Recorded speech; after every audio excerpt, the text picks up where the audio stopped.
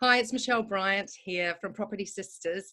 I'm joined with Iris today, a London-based senior architect, and we're here to talk about the recently announced airspace rights that have been modified. So welcome, Iris. Hi, Michelle. I'm a senior architect at Aura Architecture. We specialize in residential projects and we work with both homeowners and property developers, trying to add value to any property while creating beautiful spaces. Thoughts around what it means. I mean, what's it going to mean for everyone? Well, it's really exciting.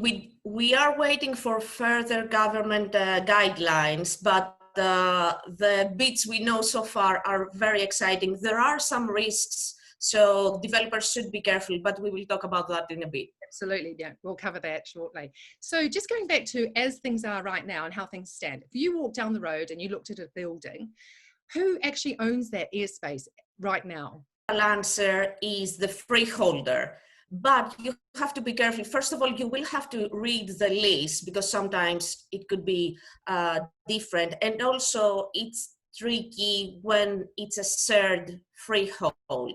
So there, you have to look at the management company and how decisions are made. It's really important to understand how the freehold entity is set up, and if it's a group decision, if it's a majority decision. So my answer would be yes, it's the freeholder, but you have to look into that. It's not as simple as that. So there's obviously exceptions depending on how everything's set up with the arrangements. Yeah, it's a subject that's very personal and close to my heart at the moment. So we're looking at buying the freehold, and a lot of people said you don't automatically get the airspace with it as well. So yeah, you've really got to seek professional legal advice by the sounds of it. Exactly.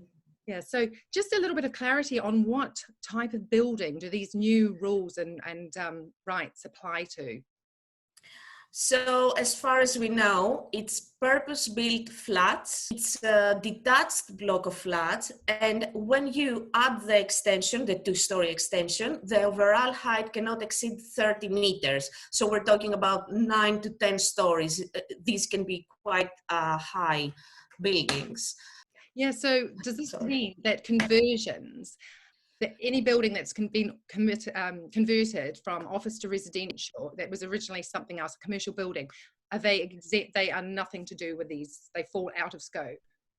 Exactly. Purpose-built means a building that was built to be flat from the get-go. So there is also another restriction here, and this is really important, all the restrictions we know.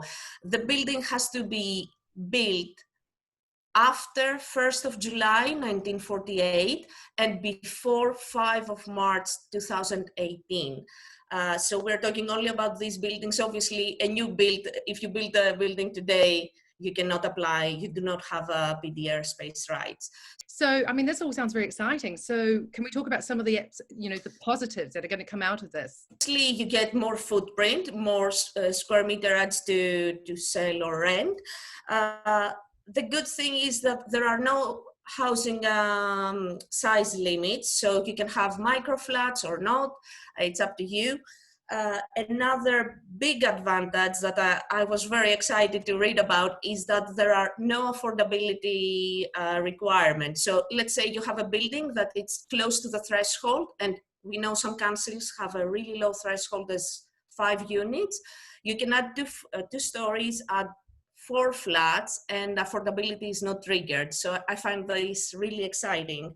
Advantages as you're going up in stories, you can create really interesting terraces with amazing views. And this is a great selling point, obviously, and adds to the value of these flats. Another indirect advantage would be that even if the building you want to develop is quite prominent in the area, compared to the buildings around it, and you add 2 more stories, so it becomes even more prominent, the planners cannot refuse it based on that. So obviously the new rules come into force on the 2nd of August and 1st of August, sorry, 1st of August.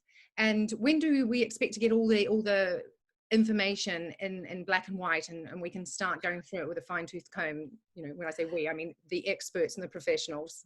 So I could say 1st of August, but the government has alluded that we will see some further PD rights amendments. So planning paper should be with us by September. So I think as a developer, you could start designing something from now. So you would be ready by 1st of August when you can submit the actual planning application. But yes, we should be sure on all the restrictions and everything by September. Oh, it's going to obviously change the landscapes of a few areas and cities, and obviously we'll talk about that more in another episode, and obviously go through any of the considerations and restrictions. So thank you very much.